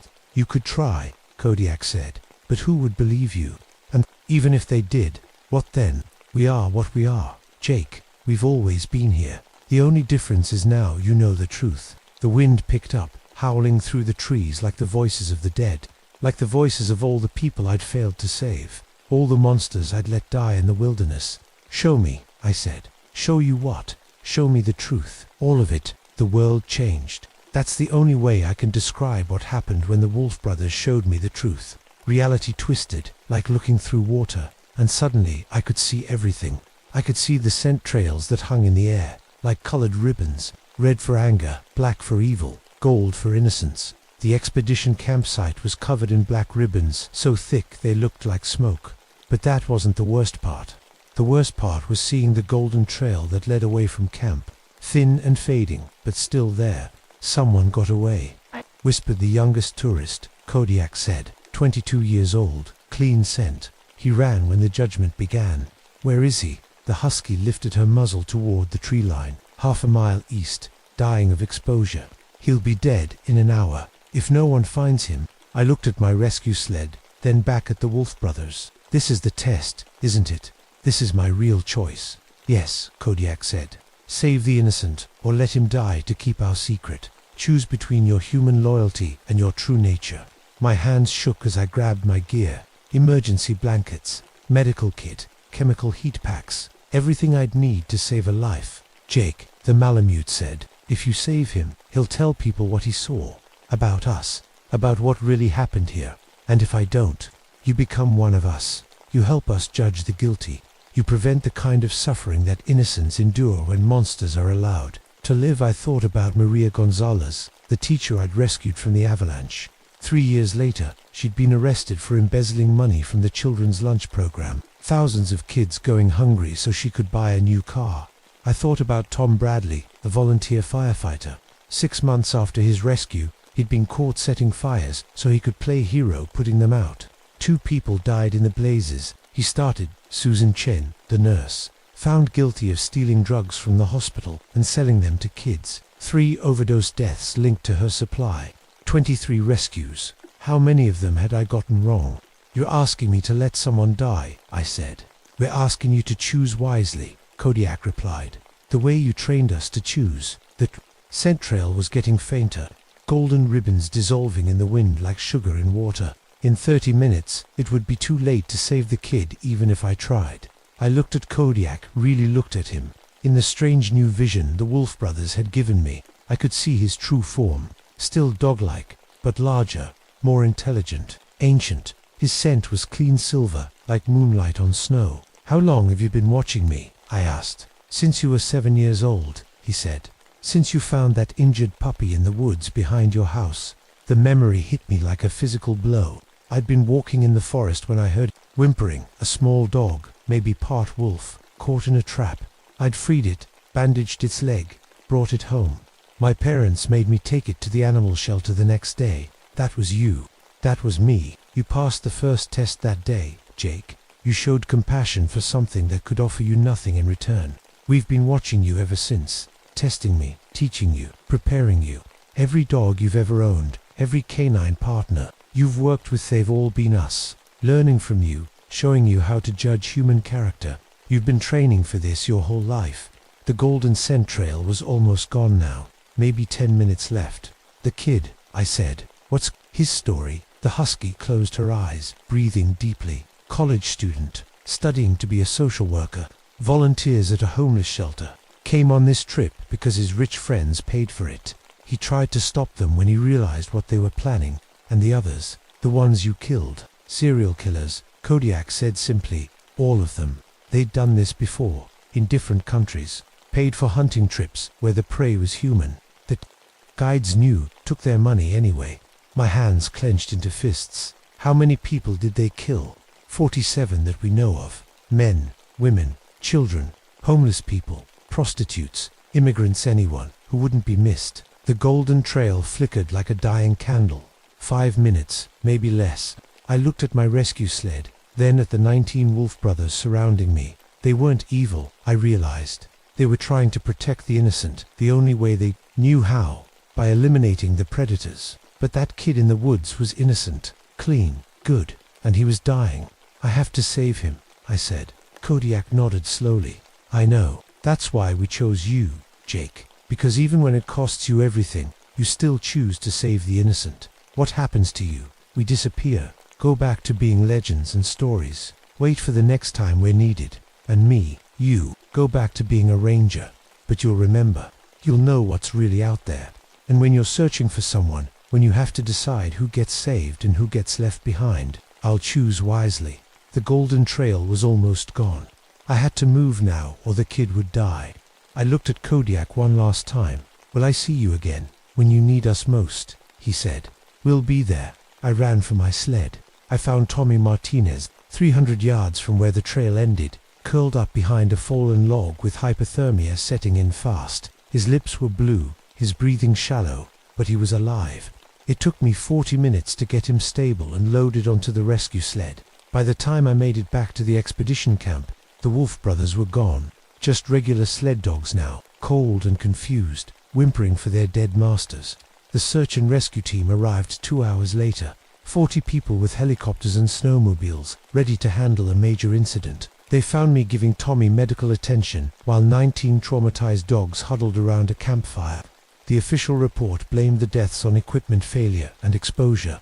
The dogs had apparently broken free during a blizzard, and the humans had died trying to round them up.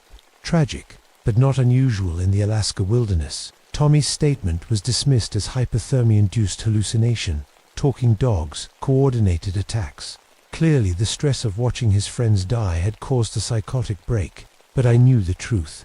And Tommy knew too, even if no one believed him. 3 months later, I got a letter from him. He'd changed his major from social work to veterinary medicine. Said he wanted to understand animals better. Said he felt like he owed them something. The letter included a news clipping. Police in Seattle had found evidence linking the dead expedition members to a string of missing person cases across 3 countries. 47 victims, just like the Wolf brothers had said. I keep that clipping in my desk drawer, next to a photo of Kodiak and me after our first rescue together. Sometimes I take it out and look at both, trying to reconcile what I thought I knew with what I learned that night. The search and rescue calls still come, and I still respond. But now I pay attention to different things. The way my new dog, Summit, hesitates before certain tracks.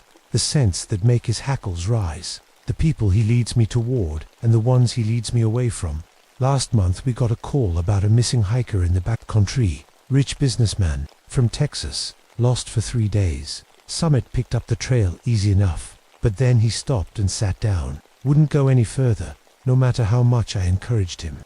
I almost overruled him, almost forced him to continue the search. But then I remembered what Kodiak taught me about choosing wisely. The hiker's body was found a week later by another team. Natural causes, they said. Exposure and dehydration. Tragic, but these things happen. It was only later that I learned about the warrant for his arrest. Securities fraud, embezzlement, money laundering. Thousands of people lost their retirement savings because of him. Summit was waiting for me when I got home that night, sitting by the door with something in his mouth. A stick, I thought at first, but when I looked closer, I saw it was carved with symbols I recognized from that night at Wonder Lake. Athabascan hunting marks, a gift from old friends. I scratched behind Summit's ears and told him he was a good dog. His tail wagged once. Then he settled down by the fire, but for just a moment, in the flickering light, his eyes looked pale blue instead of brown. They say dogs are man's best friend, that they're loyal and faithful and true. They're right about that. The question is, loyal to what? Sometimes, late, at night, when the wind howls through the trees, I hear other sounds mixed in with it. Howls that are almost like voices, calling across the wilderness, reminding me that there are still monsters out there, and there are still those who hunt them. I whistle back sometimes, just to let them know I'm listening, that I remember, that when the time comes to choose between saving a life and doing what's right, I'll choose wisely, because that's what Kodiak taught me. That's what they all taught me. The pack is still out there, somewhere in the darkness, watching, waiting, judging, and I'm still here, doing what I've always done, saving the ones who deserve it, letting the others go, because now I know the difference. Now I can smell it too.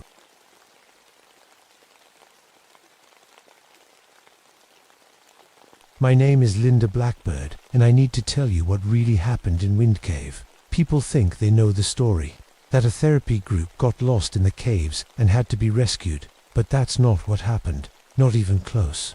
I was 38, then, been a park ranger for 9 years, Before that, I was a psychiatrist. I know what you're thinking.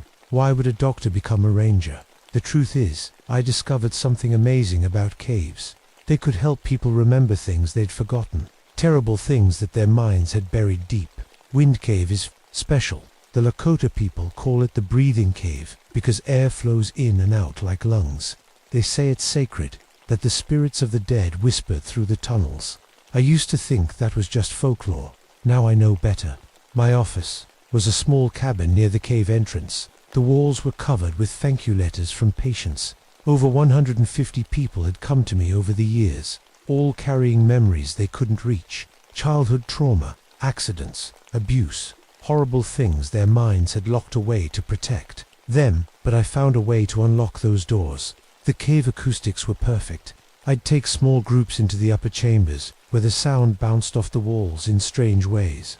Something about being underground, in the dark, with only the echo of your own voice, it opened pathways in the brain. People would remember things they'd forgotten for decades. Dr. Sarah Chen from the university called my work groundbreaking. She said I was changing how we understood memory and trauma. I was proud of that. I thought I was helping people heal. August 1975 was our busiest season. Tourists came from all over to see the cave. But that month, I had a special group, 6 people who'd all suffered terrible losses as children. They couldn't remember the details, just fragments that haunted their dreams. There was Tom, a 45-year-old teacher who'd lost his sister in an accident he couldn't recall. Maria, a nurse who had nightmares about fire, but couldn't remember any fire in her past. Robert, who woke up screaming but never knew why, and 3 others, all broken in ways their minds wouldn't let them understand. I just want to know what happened. Maria told me during our first session. I'm tired of being afraid of something I can't even remember. I promised them I could help. I had the equipment, the training, the perfect location. The cave would give them back their memories. Then they could finally heal. We started with simple sessions in the main chamber. I'd play specific sound frequencies, while they talked about their dreams and fears. The cave amplified everything, their voices, their breathing, even their heartbeats. Within days, they were remembering things. Tom recalled the day his sister disappeared.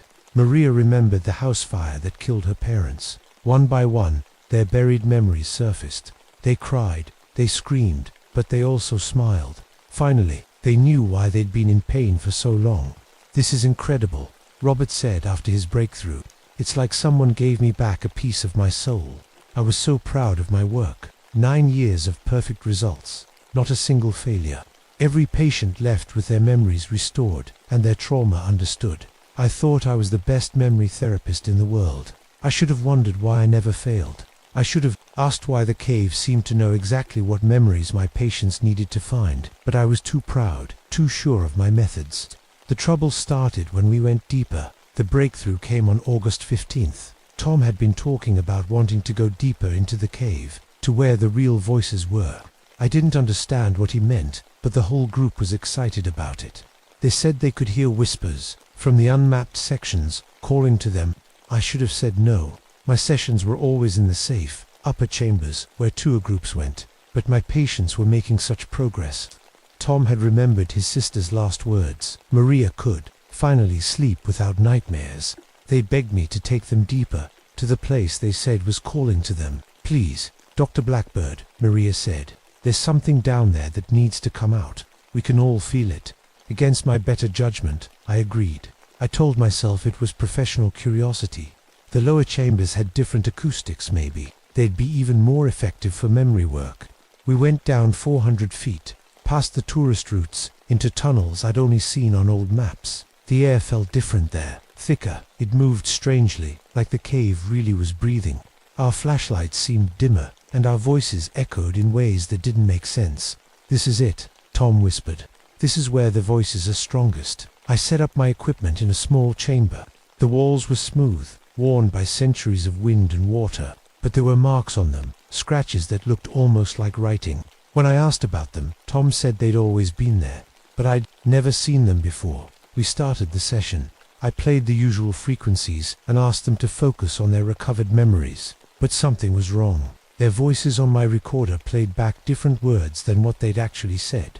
When Maria talked about her parents, the recording played her speaking in what sounded like Spanish. But Maria didn't speak Spanish. Did you hear that? I asked, playing back the tape. They all looked confused. Hear what? Robert asked. It sounds normal to me, but it wasn't normal.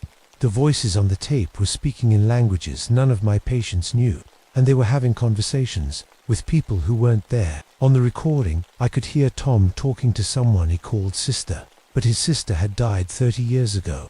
Maria was laughing with children who called her mama, but Maria never had children. The voices were clear, happy, loving, but impossible. I played the tape back again.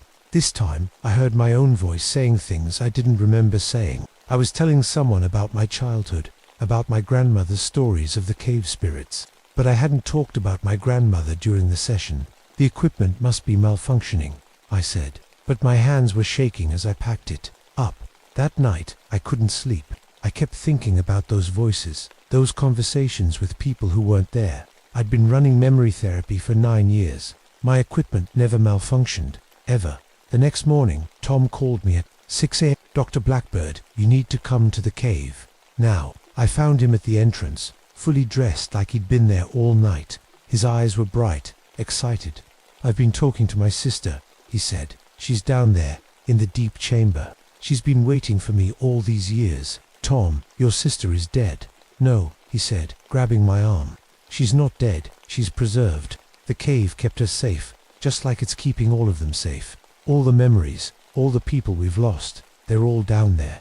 I tried to explain that memories weren't people, that trauma could make us imagine things. But Tom wasn't listening. He was already walking toward the cave entrance. She wants to meet you, he said. She wants to thank you for bringing me back to her. I followed him down, telling myself I needed to help him work through this delusion. But as we descended into the unmapped sections, I heard something that made my blood freeze. Voices, dozens of them, maybe hundreds, all talking at once, echoing through the tunnels. Children laughing, adults crying, elderly people telling stories. It sounded like a family reunion in the depths of the earth. Did you hear them now? Tom asked. I did, and that's when I found Maria. She was sitting in the chamber where we'd had our session, but she wasn't alone. She was having a conversation with empty air, speaking fluently in Spanish. Her face was lit up with joy as she talked to invisible children. Maria, I called. She turned to me with tears in her eyes. Dr. Blackbird, my babies are here, all 3 of them. They've been waiting for me. But Maria never had children. I knew her history. She was unmarried, childless, had dedicated her life to nursing. Yet here she was, speaking to children who didn't exist in a language she didn't know. That's when I saw Robert. He was deeper in the tunnel, kneeling beside what looked like a person lying on the ground. But as I got closer, I realized it wasn't a person at all.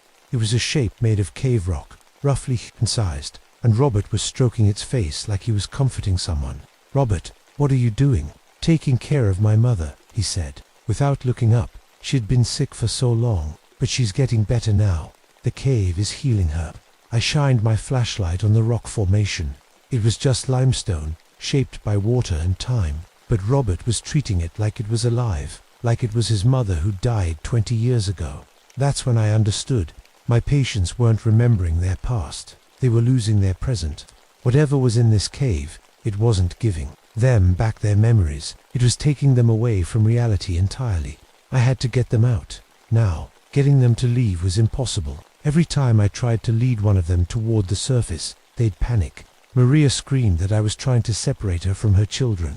Tom grabbed my arm so hard he left bruises, begging me not to make him abandon his sister again. You don't understand, Robert said, his voice desperate. They need us. They've been alone for so long. I managed to get back to the surface and called for help. But when the rescue team arrived, we couldn't find my patients anywhere. They'd vanished into the unmapped sections of the cave, areas so deep and twisted that even experienced cavers avoided them. The search lasted 3 days. We brought in equipment, dogs, expert cavers, nothing. It was like the earth had swallowed them whole. On the 4th day, I went back down alone. I knew those tunnels better than anyone. I'd been conducting sessions there for weeks. If anyone could find them, it was me. I found Tom first. He was in a chamber I'd never seen before, one that seemed to pulse with its own light. He was sitting cross-legged on the floor, perfectly still, eyes closed. He looked peaceful, like he was sleeping. "Tom," I whispered. He opened his eyes and smiled. "She's teaching me," he said. "All the things she learned after she died. Did you know the cave remembers everything? Every person who ever came here, every word they ever spoke. It's all preserved. Tom, we need to leave. Your family is worried." "My family is here," he said, gesturing to the empty chamber. "Can't you see them? Look harder." I looked. The chamber was empty except for us. But as I watched, shadows seemed to move on the walls, shapes that looked almost like people, shifting and dancing in the dim light of my flashlight. "The cave is showing you," Tom said. "It's sharing its memories with you. All the people who came here seeking healing, seeking connection, they're all still here." That's when I heard it, my own voice, echoing from deeper in the cave. But I wasn't speaking. I was down here with Tom, silent, listening, yet I could clearly hear myself talking to someone, discussing my therapy techniques, explaining how the cave helped people recover their memories. "That's from last week," Tom said casually. "The cave recorded everything. It's playing back your sessions." I left Tom and followed the sound of my own voice. The tunnel twisted and turned, leading me deeper than I'd ever gone. The air grew warmer, and there was a smell like old flowers and dust. I found the source of the voices in a massive chamber that opened up like a cathedral. The ceiling disappeared into darkness, and the floor was covered with smooth, worn stones that looked almost like grave markers. And there, in the center, I found what was left of Maria. She was alive, but changed. Her skin was pale as limestone, and her eyes reflected light like an animal's. She was sitting in a circle with 5 other people I didn't recognize, men and women in clothes from different decades, all with that same pale skin and glowing eyes. "Dr. Blackbird," Maria said, her voice echoing strangely. "Come meet my friends. They've been waiting to thank you." The others turned to look at me. One was a woman in a 1950s dress, another a man in overalls that looked even older, but their eyes were alive, intelligent, aware. "You're the memory keeper," the woman in the dress said. "You've been feeding us for years. I don't understand. Every person you brought here," the man in overalls explained, "every memory you helped them recover, it wasn't really theirs, it was ours. Memories from people who died in these caves decades ago. You were pulling them out of the stone and putting them into living minds." I backed away, but Maria stood up and walked toward me. "Don't be afraid," she said. "It's beautiful. Here, we remember everything now. Not just our own lives, but the lives of everyone who came before us. We're part of something bigger." "You're sick," I said. "All of you. This place is making you sick." "No," said a voice from behind me. I turned to see Robert, but he looked different too. Paler, thinner, with that same strange glow in his eyes. "We're preserved. Our memories, our personalities, everything that makes us who we are. It's all safe now. Protected. The cave is alive," Maria said. "It's been collecting human memories for centuries. Indigenous people who came here for visions, explorers who got lost, tourists who wandered too far.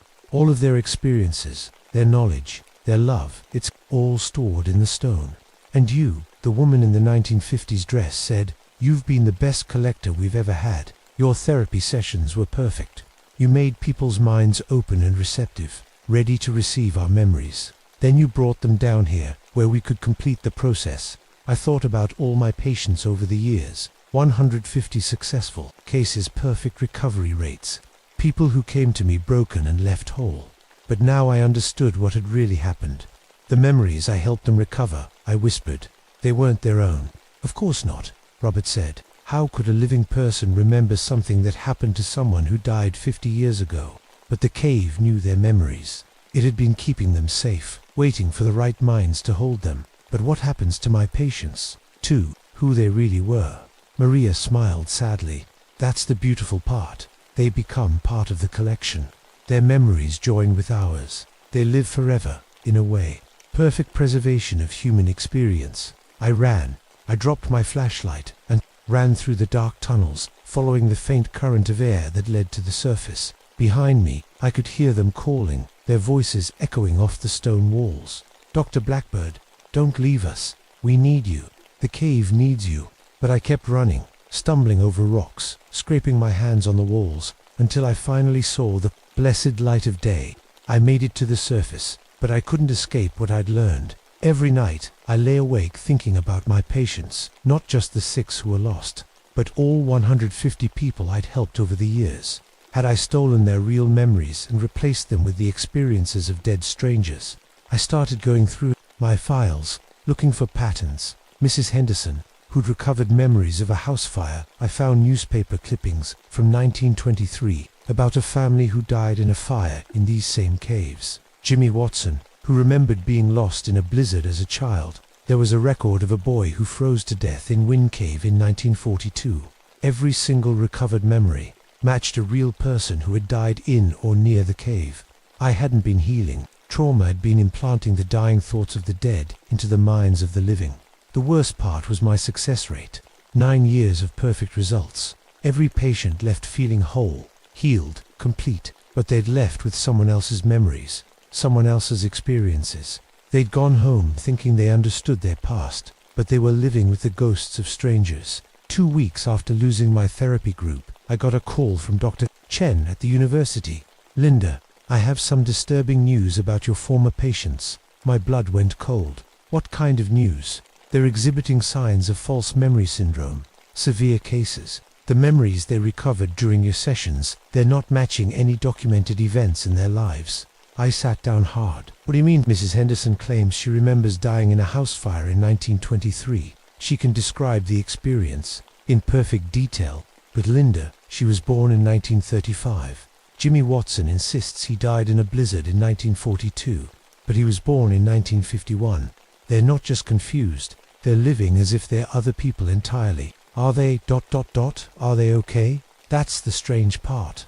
Medically, they're fine, better than fine. Actually, their stress levels are lower than they've ever been. They seem genuinely happy, but they're not ... themselves anymore. After hanging up, I sat in my office staring at all those thank you letters. Letters from people who weren't really themselves anymore. People who'd traded their real, painful memories for the preserved experiences of the dead. That night, I heard them calling to me. I was trying to sleep when the voices started. Faint at first, like wind through the trees. But as I listened, I could make out words. Tom's voice, Maria's voice, Robert's voice, and dozens of others. All calling my name, asking me to come back to the cave. "Dr. Blackbird," Maria's voice whispered through my window. "We miss you. We need you to understand." I tried to ignore them, but the voices got louder. Soon I could hear them clearly, as if they were standing right next to my bed. "You're not a monster," Tom said. "You were helping us. You were preserving human experience." "Think about it," Robert added. "How many memories are lost forever? When people die, how much love, knowledge, wisdom just disappears. You were saving it." I got up and walked to my window. In the moonlight, I could see the cave entrance in the distance, and I could swear I saw shapes moving around it, people walking back and forth, as if they were waiting for something. "Come back," Maria called. "Let us show you the truth." I knew I shouldn't. Every rational part of my mind screamed at me to stay away, but I had to know. I had to understand what I'd really been doing all these years. I drove to the cave at 3 a.m. The shapes I'd seen from my window were gone, but the entrance felt different, warmer, like something was breathing inside. I took a flashlight and went down into the tunnels.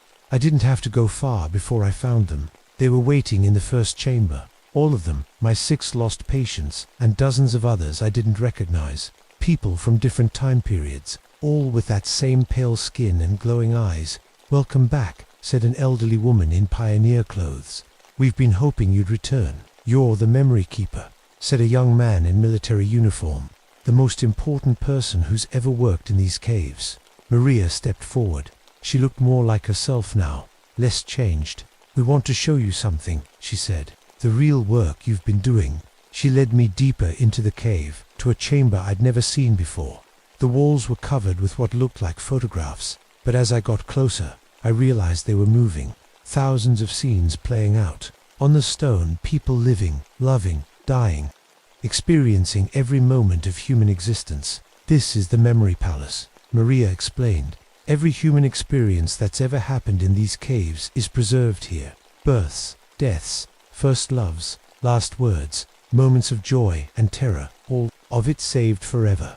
"But the people who owned these memories," I said, "what happened to them?" "They became part of something bigger," Tom said, appearing beside me. Their individual lives were just drops in an ocean. But here, they're part of the eternal collection of human experience.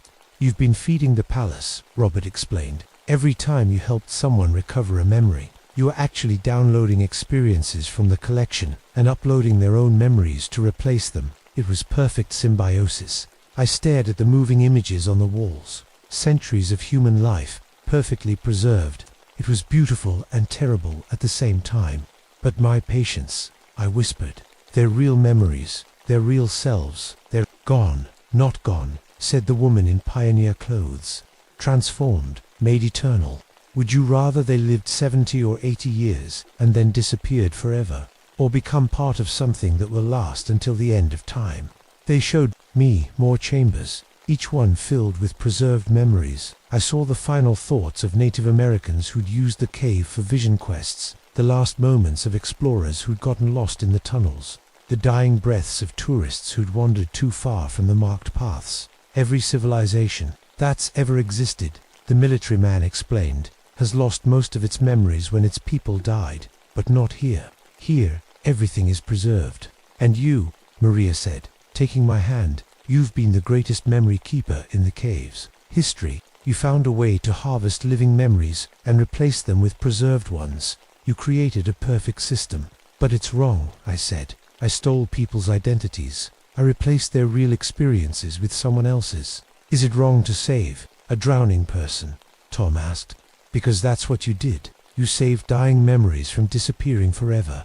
They surrounded me then, all of these preserved people, decades of the dead, all perfectly conscious, all perfectly happy. They'd found a kind of immortality in the cave, and they were offering it to me. Join us, Maria said. Become part of the collection. Your memories, your knowledge, your dedication to preserving human experience, it could all be saved forever. And if I don't, then you go back to your life, Robert said. But you'll know the truth. Every night, you'll lie awake thinking about all the memories that are dying, all the human experiences that are being lost forever. You'll know you could have been part of something eternal. I looked around at the memory palace, at all these preserved lives. It was tempting, so tempting, to never lose another memory, never forget another moment, to be part of something that would last forever. But I thought about my real patients, the ones who'd gone home with someone else's memories. They might be happy, but they weren't themselves anymore. They were living lies, beautiful lies, but lies nonetheless. I need time to think, I said. Of course, Maria said, but don't take too long. The cave is patient, but it's also hungry, and there are so many memories out there that need to be saved. I left the cave that night, but I didn't go home. I couldn't. Instead, I drove to the park headquarters and wrote my resignation letter. I packed my files, my equipment, my 9 years of perfect success stories, and I walked away from Wind Cave, forever. The official report said that 6 people had gotten lost in an unmapped section of the cave system. After a week of searching, the area was sealed off for safety reasons. The families were told their loved ones had probably fallen into an underground river and been swept away. Their bodies were never found. Dr. Chen called a few times, wanting to discuss my research. I told her I was taking a break from memory work. She seemed to understand. Losing patients like that would be traumatic for any therapist. But I couldn't really take a break, because even though I'd left the cave hadn't left me. It started small. I'd be walking down the street and suddenly remember things that had never happened to me. A woman's wedding day in 1952, a child's first day of school in 1967, a man's last conversation with his father in 1934. The memories were perfect, complete, as if I'd lived them myself. At first, I thought it was stress, guilt over my lost patients manifesting as false memories. But then I started knowing things I'd never learned. I could speak phrases in Lakota, though I'd never studied the language. I knew the names of every plant that grew near the cave, their traditional uses, their spiritual significance. The cave had given me a gift, or a curse. I couldn't tell which. I tried to start over in California, working as a regular therapist, helping people with normal problems, depression, anxiety, relationship issues, nothing involving memory recovery, nothing that might tap into whatever connection I still had with the cave. But my patients started having unusual dreams, dreams of people they'd never met, places they'd never been, dreams that felt more real than their actual memories. I realized I was still connected to the memory palace. Even 1,500 miles away, I was still somehow channeling the preserved experiences of the dead. Every person I tried to help became a conduit for the cave's collection of human memories. So I stopped practicing therapy altogether. I got a job at a library, thinking that would be safe. Books are just words on paper. They can't hurt anyone. But even that didn't work. Patrons would come to me asking for help, finding information, and I'd know exactly what they needed. Not because I was a good librarian, but because I could access the memories of every person who'd ever researched that topic. The cave's collection included librarians, scholars, researchers from across the decades. Their knowledge was my knowledge now. I tried to fight it. I moved to different cities, took different jobs, avoided anything that might trigger my connection to the cave. But it was useless. The memory palace had claimed me, just like it had claimed all the others. The difference was that I was still alive, still myself. I retained my own memories alongside the borrowed ones. I could choose which experiences to access and which to ignore. I was the perfect memory keeper, fully human but connected to the eternal collection. That was 5 years ago. Now I live in a small town in Montana, working as a night janitor at a hospital. I chose the job carefully. Night shift, minimal human contact. Simple tasks that don't require accessing the cave's memories, but I can't escape what I am. Every night, as I mop floors and empty trash cans, I can hear them calling to me. Not just my 6 lost patients, but all of them. Centuries of preserved human experience, asking me to come back, to help them add to their collection. And the worst part, I'm starting to think they're right. Every day, people die, and their memories die with them. First loves, last words, moments of perfect joy and terrible sorrow, all of it lost forever. How many amazing stories disappear when someone takes their final breath? How much wisdom, knowledge, and beauty vanishes from the world? The cave offers a solution. Imperfect, morally questionable, but a solution nonetheless. The memory palace preserves what would otherwise be lost. It gives a kind of immortality to human experience. I keep my resignation letter on my desk, next to a bus ticket back to South Dakota. Some nights, I pick up the ticket and think about returning to Wind Cave, about resuming my work as a memory keeper, about helping the cave preserve more human experiences before they are lost forever. Other nights, I think about the families of my lost patients, about all the people walking around with someone else's memories, living someone else's life, about the ethical implications of what I was doing, even if I didn't understand it at the time. But I also think about Mrs. Henderson, who called me last month. She's happy now, she said. For the first time in her life, she understands her past and feels complete. She doesn't know that her memories belong to a woman who died in 1923, and maybe that doesn't matter. She's living a full, joyful life with experiences that feel real to her. Is that wrong, or is it a kind of gift? I don't know the answer. I may never know. But I keep the bus ticket, just in case. Because somewhere, in the depths of Wind Cave, there's a memory palace full of human experiences waiting to be shared. And there are still people out there whose memories are fading, whose stories are being lost to time. Maybe, someday, I'll go back. Maybe I'll resume my work as a memory keeper, helping to preserve what would otherwise be forgotten. Or maybe I'll find another way to serve the cause of human memory, one that doesn't require stealing people's identities. Until then, I wait, and I listen. And every night, I can hear the cave breathing, patient and eternal, preserving the memories of the dead while the living world forgets. The memory palace is still there, still growing, still calling, and I'm still its keeper, whether I want to be or not. My name is Linda Blackbird, and this is what really happened in Wind Cave. Make of it what you will.